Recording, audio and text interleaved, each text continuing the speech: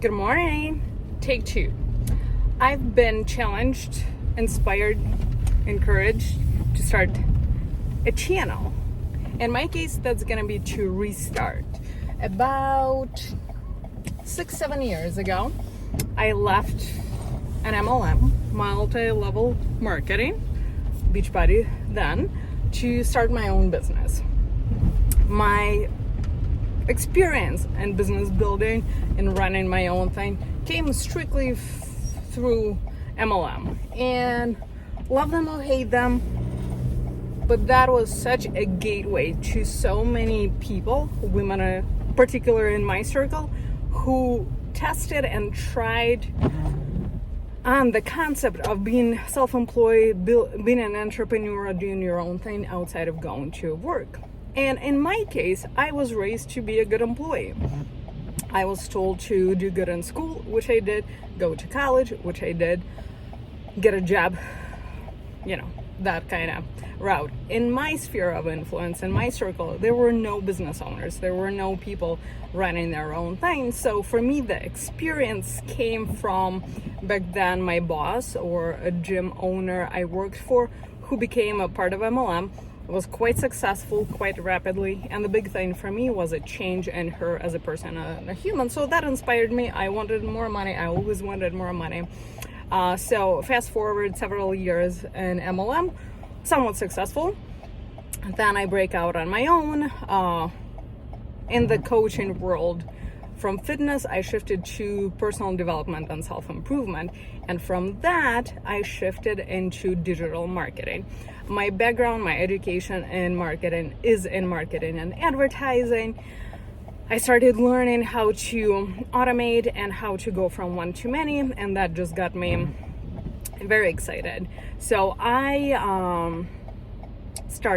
somebody reached out. That's how that started. Somebody reached out to me looking for help. So I created some coaching packages, started coaching, had a handful of clients. Business was doing great. Back in the day, 10K a month was like a big deal. It's still a big deal. It is still a big deal. But then it was kind of the pinnacle of growth. Like that was a sign your business was growing. And at that point, life happens. 2020 happens, things started just falling apart. Like looking back from February of 2020, that was my best month in business. That was the best month to date in our family finance. My spouse was doing great in his day job, so like things were going good.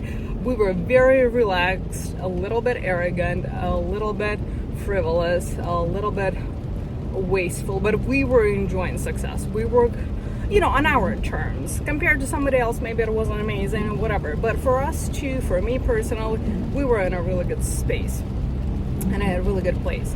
Then 2020 happens. We can do a whole series on that story. And life slowly starts to deteriorate. And there are good things amidst all the chaos and all the uncertainty. There are so many good things, but there's just a shitstorm of unfortunate events, relationships falling apart, financial instability shaken up, my day job, his day job. I end up in the midst of some interpersonal conflicts. I am feeling so much pressure that I just can't handle everything all together anymore. Something had to give. My spouse started a business of his own, which was in person, not online business. Needed our home, our family needed more of my attention and presence, so I could no longer work 40 hours plus or whatever that was in the time, spend 20 plus 30 hours a week on my business, neglecting the house, not neglecting, it sounds dramatic, but not giving enough attention. Because let's be honest, if you ever see somebody online who's like, I can do it all, or you can do it all, you can't, nobody can. We're only humans after all, like this cool song says. Only humans. So there is only so much emotional capacity, there is so much patience, there is so much attention, only so much. And when things get tough, you have to prioritize what's important. Not to say my business wasn't important, but it wasn't at the time. There was more drama than I signed up for. And at that point, I started to realize the way I had set up my coaching and done for you services, I was still trading my time for money.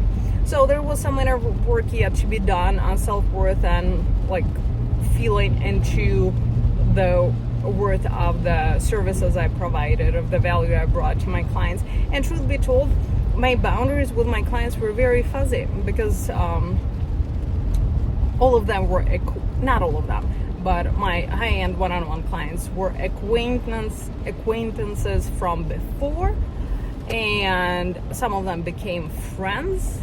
One particular case, we became very close, and that boundary between business and friendship became really, really fuzzy. And so I wouldn't end my sessions on time. So I would allow the person to, overstep and soak up more of my time than what was agreed upon, because it was talk business, talk friendships, talk personal things, talk business. And it worked while it worked, but when it didn't work, it really didn't work. And we were all triggered. We were all, on edge because of what was going on, and it blew up. I acted out of character, they acted out of character, we ended up in this big conflict, falling out. By then our business arrangement was over. Also a separate story. But the point is, I realized that I had work to do on my own. So like friends are friends, clients are clients.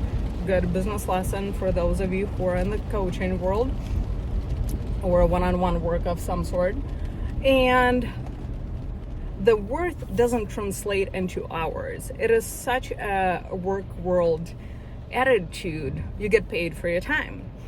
And I think in general, as a whole, the world right now, or has been, moving to get paid by the value you provide, not by the hours. And to some more conventional or more traditional business organization, it is still a stretch. But for some are starting to catch on. I don't necessarily need your 40, 60, 80 hours in my office. I want you to accomplish this, and that, and you get paid for that. And we can attribute maybe some of that movement to Tim Ferriss with his 4-hour work week. I believe that was like one of the first books I read in the world of personal development and self-improvement. Oh my gosh, so many years ago.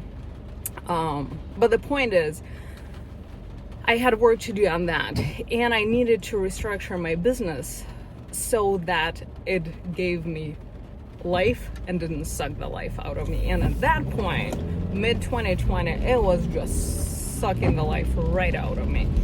So I chose to scale down. I remained present on social media with taking breaks and refiguring out some products and services I was offering. And even though I can teach you today how to set up a sales funnel, how to organize your flow, what tools to use online, build a website, I can help you with those things, but it's the base. It is not necessarily the meat of what I want to serve people through. And for me, the parallel is, if you're bilingual, if you learn other languages, or if you're like me, grew up in a different country, for me, the building, like the back of marketing, it's essential, but it's also like a non-negotiable. Like, you don't make a thing out of it. And it's not true, because so many people truly make their businesses on teaching how to do the back end of it. But for me, it's like language, right? When I graduated high school and we were all figuring out what a universities to go to, what specialties to go to, half of my class ended up going into linguistics. And as a language major, what can you do? You can be a language teacher, you can be an interpreter. Like, that's it. Being a teacher wasn't really my jam. Being an interpreter, you're never the boss. You're always somebody's second voice. And yes, it is cool. You can work as an interpreter, in government and politics, UN. Like, you can be in the big important rooms, but you're never the main fiddle. You're always the second person. So I was like, oh, forget that. So for me, it's like marketing basics, or like software and automation. That's just a non-negotiable. Like knowing the second language is a very cool thing. And for me, it's, for some people it's like, yeah, you can get away with English, absolutely. But for me, the correlation is very strong. Or like fitness. Maybe you're not bilingual. Let's take fitness. Fitness, like we have to stay healthy. I'm in my early 40s, so like I'm very acutely aware of the fact that fitness is a must. Back in the day, I've done it for ego, I've done it for vanity, but now it's like, yeah, my bone density is changing. I need to stay on it. My hips are getting weaker. I need to stay on it. I want to be 90 and lifting. I want to be 95 and still taking care of myself. I never ever in my lifetime want to need somebody to go pee in the bathroom. It's like I don't want to need help for that. Not that I'm above getting help, but I want to be functioning till the end. So, side quest examples. Anyway, so at that point in my business, I'm thinking, yeah, what I'm teaching, I am good at, I am proficient, but I'm not passionate. I'm passionate for my own thing. One more example, like art. In my early teen years, I graduated from art school. And at some point in my life, I considered art as a career. So I actually went to college to some prerequisite classes, exploring the direction of art. And actually it was like architectural design, so practical, but also, artsy. And I realized that it's going to take the passion right out of it and it's going to make it a job. And it was something that I was passionate about. So, I don't know where I'm going with that art story. But anyway, so there are some parallels in life. So like when you love something and you want to keep it for yourself, that's kind of what I was talking about. And you're not excited to teach other how to do that. You can, because you have the skill, but you don't want to, because it's your own thing. Cool. That's probably where that was the point. That was the point of the side quest stories.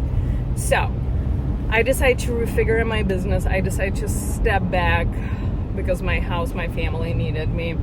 Stuff keeps happening, and probably 2 years go by. I don't pull the plug completely on my business, but it's like I'm not quite committed. Like I don't have the strength. My favorite thing in business I've done is run live events, and I cannot wait to bring them back, or I hope and I work towards having them live again. That was the most meaningful, the most profound, the most change bringing to other people event that I can think of that I've done.